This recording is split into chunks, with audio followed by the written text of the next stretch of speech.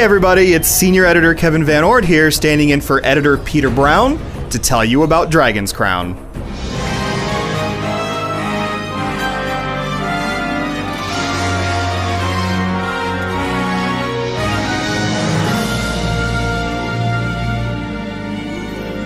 Dragon's Crown may look like a typical beat-em-up on the surface, but once you sink your teeth into its character customization, equipment system, and wealth of side quests, it reveals itself as an action RPG trapped in the shell of a side-scrolling brawler.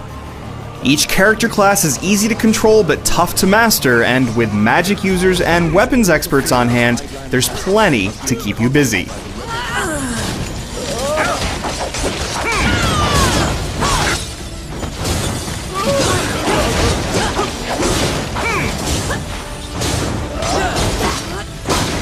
It begins with the story of the titular Dragon's Crown.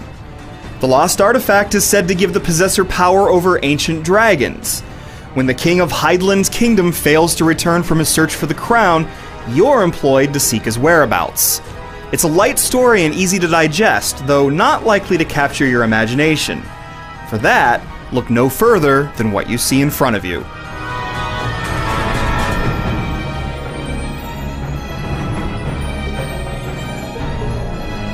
Vanillaware's iconic 2D artwork catches your eye and lends some welcome dramatic flair to your adventure.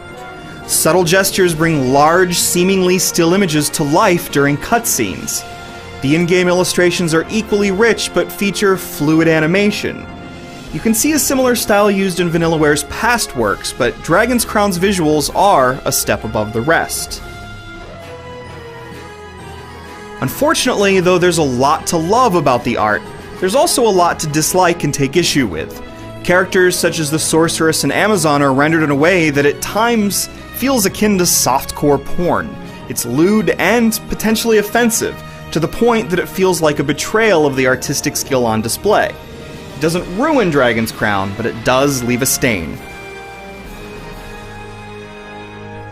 As impressive as Dragon's Crown's illustrations are, the gameplay is the star of the show, and of course, combat provides the most excitement. As your party navigates icy ruins and dank caverns, your primary goal is to defeat the dozens of enemies standing in your way. Where most beat-em-ups settle for simple combos with different animations for each character, Dragon's Crown's warriors come with specialized basic maneuvers. Every character can string together combos from a mix of dashing, attacking, and jumping.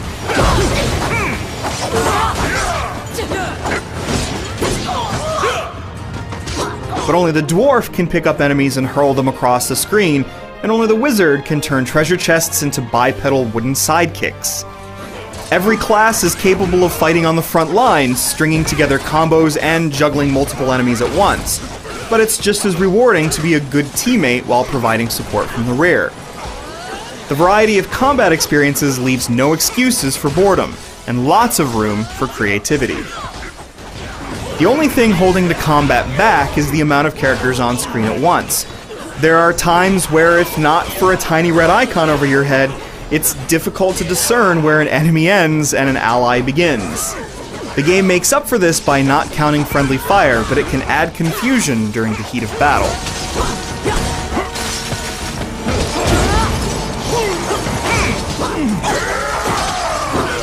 Amidst all the fighting, you also acquire a lot of treasure. All the equipment you find comes with a known rank, but it's not until you pay to have your equipment appraised that you see the remaining details. It's like playing the lottery. You can't win a powerful new weapon if you don't pay to play, but you might end up just wasting money on an unlucky ticket. Gold is plentiful, but it serves a greater purpose that makes every spending decision worth reconsidering. It's used for continues, resurrecting, and recruiting fallen warriors into your fold, and even for garnering stat boosts. Sidekicks are disposable and easily replaced, but not if you spent all of your gold appraising loot. Allow this heart to beat again. Quench their thirst. Real-life sidekicks are an option too. Dragon's Crown can be played as a co-op experience locally or online, but oddly, outside of local co-op on the PlayStation 3, it needs to be unlocked.